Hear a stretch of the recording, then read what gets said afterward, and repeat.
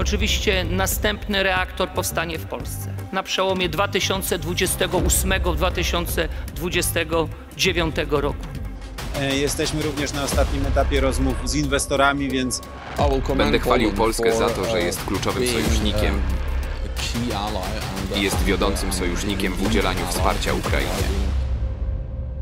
Boli mnie gardło, dlatego przepraszam za głos. Nowy porządek świata w XXI wieku brzmi nieco surrealistycznie, ale faktem jest, że to, co dzieje się ostatnimi czasy, i to nie tylko w samej Europie, ale również innych zakątkach globu, sprawia, iż poważne zmiany geopolityczne na mapie świata mogą zajść w najbliższych latach i najprawdopodobniej będziemy ich naocznymi świadkami. I my zawsze będziemy szli do przodu.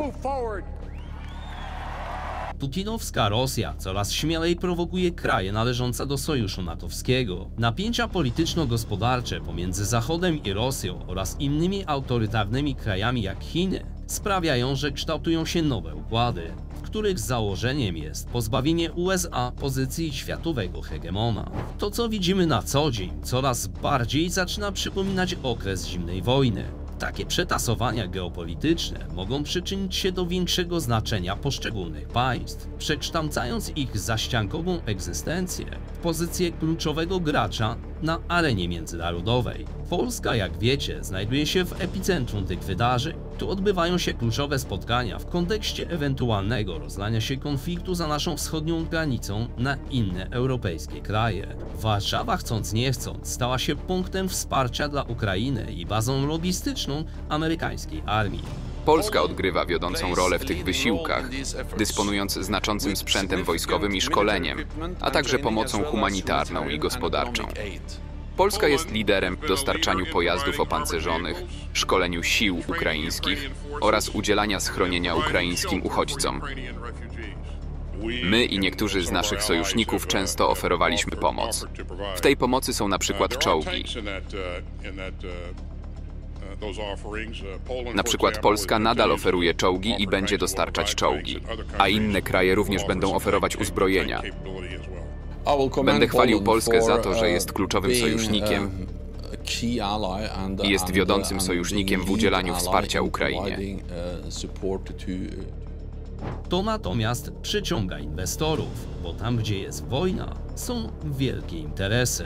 Może to dla nas oznaczać nowy boom gospodarczy, ale wymaga także roztropności w działaniach rządzących i pokonania wieloletnich wyzwań. Jak mogą więc dla Polski i nas Polaków wyglądać najbliższe lata? Jak to ujął Napoleon, nie ma wyzwań, którym nie sprostają Polacy. Słuchajcie, ja wiem, że wróżbita Maciej lub jasnowic Krzysztof Jackowski już dawno to wiedzą, ale zanim my pochylimy się nad dzisiejszym tematem i na dobre rozpoczniemy, chciałem Wam gorąco podziękować za wsparcie w sekcji komentarzy, za suby, kciuki w górę i za to, moi mili, że jesteście. Nie bijąc dużej piany, zobaczmy, jak na naszych oczach zmienia się geopolityczne oblicze współczesnego świata. Zapraszam.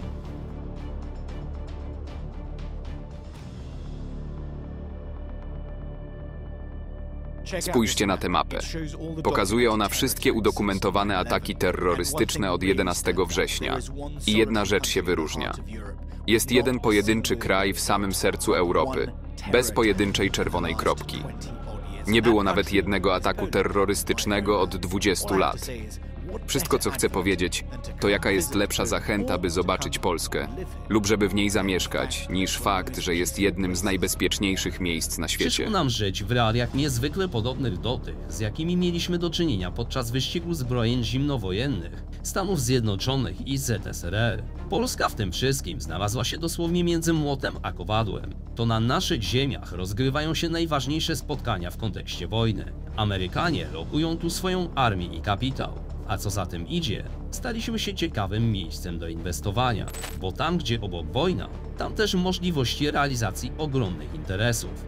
Złotówka umacnia się pomimo zawirowań gospodarczych i trudnego dla nas okresu, stając się drugą najszybciej rosnącą walutą świata. W ciągu najbliższych kilku lat ma powstać CPK. Polska ma zyskać nowe sztuczne zbiorniki wodne. Niemal każde większe polskie miasto ma zyskać reaktor jądrowy, a to dopiero początek tego, co jeszcze czeka nas w niedalekiej przyszłości. Zacznijmy więc od najważniejszych i najbardziej spektakularnych projektów, jakie mają zostać zrealizowane w ciągu najbliższych 5 lat w Polsce. Zdecydowanie zwiększy się liczba wieżowców liczących ponad 100 metrów. Wśród nich na przykład The Bridge, liczący 174 metry, spektakularny Chopin Tower, liczący aż 41 pięter i Liberty Tower przy skrzyżowaniu ulicy Grzybowskiej i Żelaznej.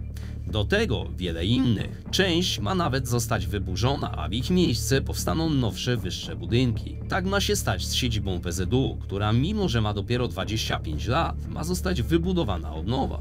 Kto powiedział, że PZU nie stać? Z nimi to trochę jak z ZUS-em, ale zostawmy to. W samej tylko stolicy w ciągu 5 lat zrealizowane będą indywidualne projekty o wartości ponad 100 miliardów złotych. Robi to ogromne wrażenie, biorąc pod uwagę, że Warszawa znalazła się w pierwszej czwórce średniej wielkości miast na świecie, w których żyje się najlepiej. Czemu przeprowadziłem się do Polski? Czemu wymieniłem Londyn, jedną ze stolic świata, za Warszawę? To jest jedno z pytań, które słyszę najczęściej, odkąd się tu wprowadziłem. I pytanie zdaje się sugerować, że Polska nie jest dobrym miejscem do życia. Cóż, jesteś w błędzie. Tym bardziej powinno to napędzać zagranicznych inwestorów. Według raportu Boston Consulting Group lepiej niż w naszej stolicy Warszawie żyje się tylko w Kopenhadze, Wiedniu i Amsterdamie. Sam fakt, że ojczyste miasta, włącznie z naszą zimową stolicą Polski, jak określa się Zakopane, są coraz częściej odwiedzane przez majętnych turystów z Azji, Afryki lub najbogatszych państw zachodnich, świadczy o tym, że stajemy się atrakcyjnym inwestycyjnie i turystycznie punktem na mapie świata. Oczywiście za naprawdę ważny projekt w skali kraju należy uznać CPK, który, jak wiele wskazuje, faktycznie już całkiem niedługo zacznie powstawać. Większość gruntów, jak wynika z map rządowych, znalazła się już w posiadaniu spółki CPK. Mówimy o powierzchni liczącej łącznie 500 hektarów. Dla niewtajemniczonych Centralny Port Komunikacyjny Solidarność. Jeżeli chodzi o harmonogram, to w tym roku rozpoczęcie przygotowawczych prac budowlanych, czyli to publicystycznie mówiąc wbicie pierwszej łopaty. Jesteśmy również na ostatnim etapie rozmów z inwestorami, więc mam nadzieję, że też w tym roku uda się podpisać już umowę z inwestorem strategicznym, choć jak nas słuchają nasi kontrahenci, nie jesteśmy pod ścianą, możemy również to zrobić w przyszłym roku. Ma powstać w miejscowości Stanisławów w gminie Baranów, 40 km na zachód od Warszawy. Ma to być węzeł przesiadkowy między Warszawą i Łodzią, łącząc te miasta częściowo podziemnym tunelem pod lotniskiem, co pozwoli na podróż między miastami w zaledwie 45 minut. Centralny Port Komunikacyjny to nie tylko lotnisko. Wyszły na jaw plany dotyczące budowy 10 terminali przeładunkowych dla kolejowych przewozów towarowych. Termin oddania do użytku tej inwestycji jest przewidywany na przełom 2027-2028. A tak wygląda mapa dotycząca realizacji kolei dużych prędkości, które są elementem tego największego w historii naszego kraju megaprojektu. W najbliższym czasie ma być realizowany 155-kilometrowy odcinek dużych prędkości między Sieradzem a Poznaniem. Rok 23 to rozpoczęcie pierwszych przygotowawczych prac budowlanych, czyli tak jak mówi się potocznie, wbicie pierwszej łopaty. W programie inwestycyjnym CPK, który jest przecież nie tylko lotniskiem, ale przede wszystkim budową nowego systemu transportowego Polski, mamy 1300 km linii kolejowych w zaawansowanych pracach przygotowawczych, a pierwszy odcinek kolei dużych prędkości pod Łodzią już na etapie projektu budowlanego. Rok 27 to, bądźmy precyzyjni, zakończenie prac budowlanych planowane na samym lotnisku, węźle, czy na pierwszym etapie lotniska, bo ono jest oczywiście modułowane, i na pierwszych odcinkach linii kolejowych. W chwili obecnej ma rozpocząć się najbardziej intensywny etap prac. Lotnisko wraz z węzłami komunikacyjnymi stanie się jednym z najważniejszych centrów logistycznych Europy, znacząco podnosząc prestiż Warszawy i możliwości miasta, ale trzeba to również wspomnieć, że poza ogromnymi profitami istnieją również pewne ryzyka, bo owszem, wielkie lotniska Europy Zachodniej są przepełnione i potrzebny jest nowy hub, ale istnieje dla niego również zagrożenie w postaci braku przepustowości innych lotnisk. Wszystko więc zależy od rynku i tego, jak on przyjmie de facto tą inwestycję. Niestety musimy mieć również świadomość, że w 2027 roku będziemy już wpłacać do budżetu Unii Europejskiej więcej, niż będziemy dostawać. Jest to o tyle ważna informacja, ponieważ dotychczas wiele projektów infrastrukturalnych było wspieranych z Unii Europejskiej nawet 80% ich wartości. Miało to miejsce zwłaszcza w przypadku inwestycji związanych z infrastrukturą drogową. Mówiąc o tego typu inwestycjach, należy wspomnieć, iż jednym z kluczowych elementów będzie zakończenie drogi szybkiego ruchu S7 na odcinku od województwa świętokrzyskiego do Krakowa. W 80% ma być również skończona Via Carpatia. Do tego także droga szybkiego ruchu S6, która połączy ze sobą wszystkie nadmorskie aglomeracje, umożliwiając szybką podróż z Gdańska do Szczecina. Tutaj zakończenie inwestycji planowane jest już w 2025 roku. Przejazd dla użytkowników tej drogi ma skrócić się z 5 godzin do około 2 godzin 30 minut. Wśród ciekawych i ważnych planów jest wielki plan budowy w Polsce nowych jezior i zbiorników retencyjnych. Tutaj rząd przewiduje wydatki w najbliższych kilku latach na poziomie 11 miliardów złotych. Cała Wielkopolska jest regionem, w którym susza daje się we znaki, ale i południowa część niedługo znacząco się zmieni. Powstanie tam na przykład największy zbiornik retencyjny w Polsce, o którego budowie mówi się od wielu lat. Natomiast Konin pozyska tzw. nowe pojezierza z uwagi na zalanie lokalnych kopalni. Co ciekawe, do 2029 roku, jak podał prezes Orlenu Daniel Obajtek, ma powstać pierwszy mały reaktor SMG w jednym z polskich miast. Oczywiście następny reaktor powstanie w Polsce na przełomie 2028-2029 roku. To jest bardzo krótki czas. To jest czas, który nam jest potrzebny. My musimy bardzo mocno inwestować w energetykę, byśmy mieli energetykę, która zdecydowanie wzmocni nasz przemysł, wzmocni naszą konkurencyjność.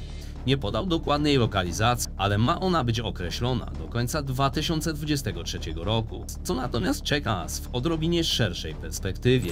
Jak byłem jeszcze mały, czytałem twórczość Adama Mickiewicza, wieszcza narodu polskiego.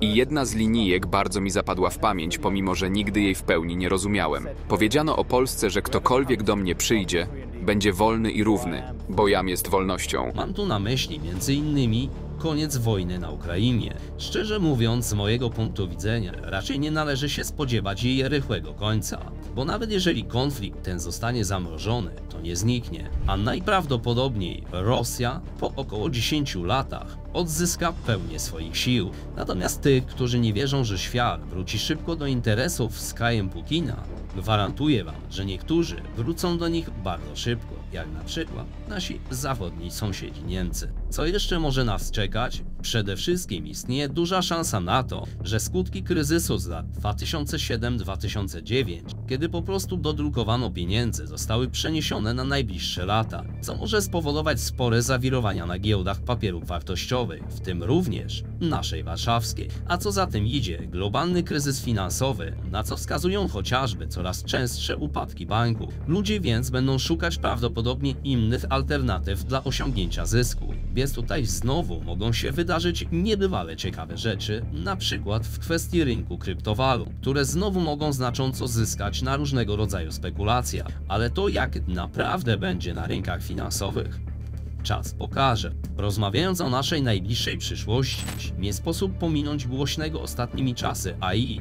Prawie 25% miejsc pracy zostanie zakłóconych w ciągu najbliższych 5 lat. Tak ostrzega Międzynarodowe Forum Ekonomiczne. Może to wywołać masowe zwolnienia i potrzebę stworzenia nowych branż, co także będzie miało ogromny wpływ na rynek pracy w naszym kraju. Dość ciekawym zagadnieniem na najbliższe 5 lat będzie też przyszłość Chin, od których pośrednio zależy wiele tego, co będzie się działo również w Polsce. Wiele wskazuje na to, że chińska gospodarka się wypala. Chiny czeka kryzys demograficzny w postaci gigantycznego spadku populacji oraz potencjalna redukcja PKB w najbliższych 5 latach. To może zachwiać i tak już niestabilnym systemem, który poddany jest nie tylko presji władzy, ale również tamtejszego społeczeństwa. To, co wydarzy się na tej płaszczyźnie w najbliższej przyszłości, może okazać się jednym z najważniejszych wydarzeń tego wieku.